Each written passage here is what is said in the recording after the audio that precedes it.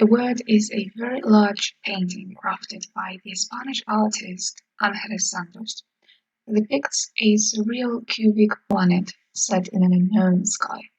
The canvas is 2.9 meters high by 3.1 meters wide, making it one of the most prominent pieces in the entire museum, despite often being outcasted by more famous paintings.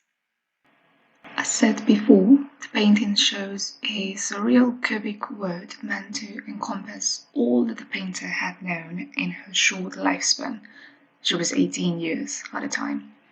This atypical word is surrounded by female figures marching in a strange procession. From right to left, they are borrowing pieces of fire from the sun, going down great stairs and finally lighting up the stars. With black long dresses and pale faces, these tiny figures appear desperate and eager to commit the task as they frantically go down each step.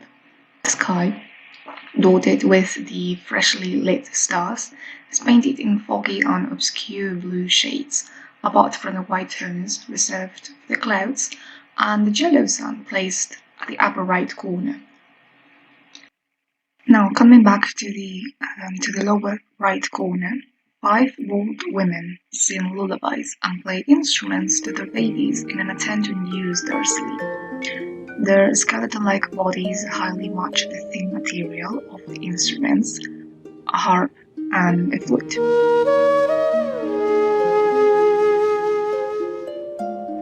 The babies are identical in appearance, only reduced in size, with the same dark dresses and sad-eyed faces as the starlighters. The overall cast looks stuffed to death and miserable. Now we will focus on the geographical areas shown in this cubic planet. These areas highly contrast with the surrealist and cosmic nature of the women we have just described. Reality now takes the shape of identifiable scenes, probably lived or witnessed by the artist during her teenage years. Due to its cubic shape, only 3 parts of the planet are visible, like the moon. The highest part, facing the sky, portrays a sort of ascetic city cut into 2 triangles by a river with a tiny boat. The buildings, seemingly cubical, appear empty in its dull brown color. The interior can only be guessed, since the tiny rectangular-shaped windows are pitch black, and the whole city in its loneliness looks like a dark brown floor with shoe boxes dotted with black squares.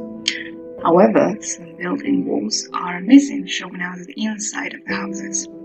One building, for example, shows a crowd of people gathering at an art gallery, and another one shows a cinema. We can also see, apart from these houses, the melancholic city is accentuated by a funeral.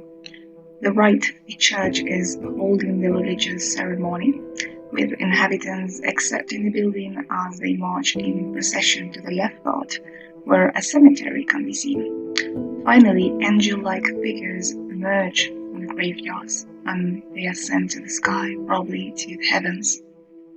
Moving to the lower left half, the same buildings appear, as well as a big, black, naked, sinister-looking tree. Similarly to the high part we just commented, some of the building roofs are missing, making its interior visible again. This time we can see people tucked in their beds, ready to sleep.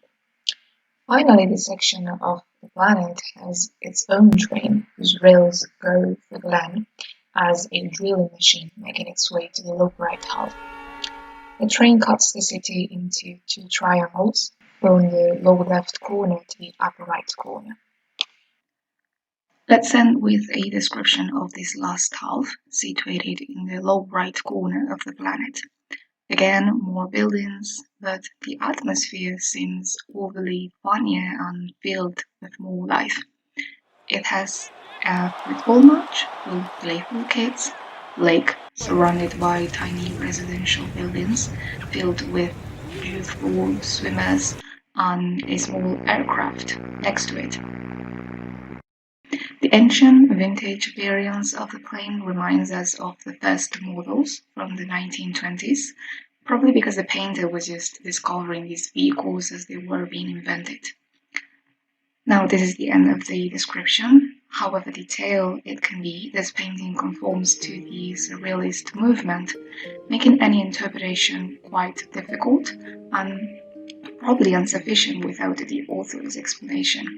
At the end, the painting represents what the rich inner world of an 18-year-old girl from a provincial town had taken from the real outside world of the Spanish 1920s changing society.